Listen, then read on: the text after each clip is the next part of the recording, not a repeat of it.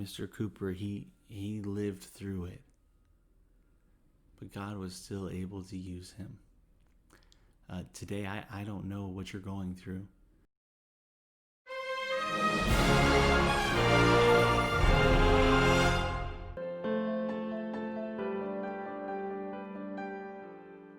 Hello, YouTube, and welcome back. So excited that you're here today, and we're back in our series all about hymns. And today we're going to be learning about the hymn, There is a Fountain.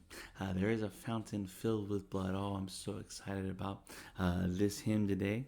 And I love this hymn, talking about that fountain filled with blood for mine. Oh, is it drawn from Emmanuel's veins? Oh man, it's exciting today. Let's get right into it. Today, There's a Fountain was written by a man named William Cooper. Now it's spelled Cowper, Cowper, but you pronounce it Kooper, Cooper. And so William Cooper, and his dad was a clergyman, and he's in the Church of England, and his mom was of royal descent. And but she died at the age of 6 years old. When he was only 6 years old, she passed away, and so obviously a tragedy in his life. But he continued to live, and he continued to go on. But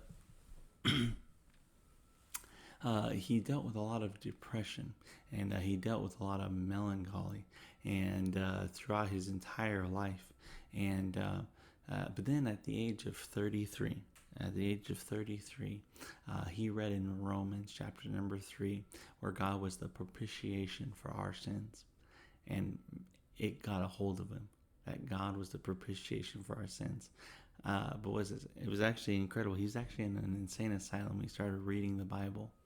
So he continued to read the Bible, and that's when he got saved, when he realized that Christ had became sin for him. And man, it's incredible. And but so man, from an insane asylum, he got out, and he got saved, and he was 33 years old when he got saved.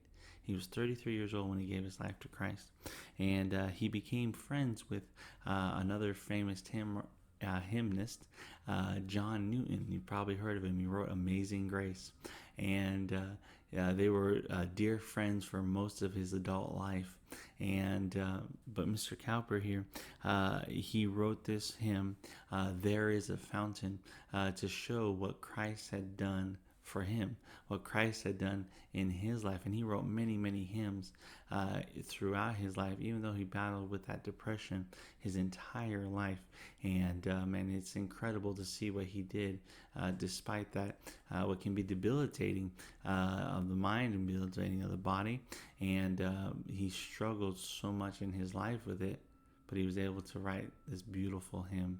There's a fountain filled with blood drawn from Emmanuel's veins, and sinners plunged beneath that flood lose all their guilty stains. Man, right there, that should get you excited. That should get you going for the day. Why? Because Christ Almighty loved you enough to oh man, he took his blood and he paid your sin debt. He covered your sin. He just said, man, no longer do you have to worry about your sin, because it's covered forever. And he did that for you. And there's a fountain, man, that reminds us of that. And one more story about Mr. Cooper, which is incredible. But near the end of his life, as he was getting older, he was struggling with this thought that, man, Christ really would save me. Christ really would die for me and let me go to heaven, despite all the things that I've done in my life. And right before he died, his very last words on this earth were this: I was not shut out of heaven after all. Today, maybe you're dealing with depression. Today, maybe you're dealing with that melancholy, just down. Well, think about heaven. Think about what God has done for you. I know it can be very trying living with depression. And Mr. Cooper, he lived through it. But God was still able to use him. Today, I don't know what you're going through. But if you're battling through depression, get a hymn every day. Think about there is a fountain. Think about that blood that was shed for you. Think about all the things that God has done for you. And it'll cheer you up when you think about everything that he's done for you. Today, I hope you have a wonderful day. Thank you so much for being here and learning about this hymn, There is a Fountain.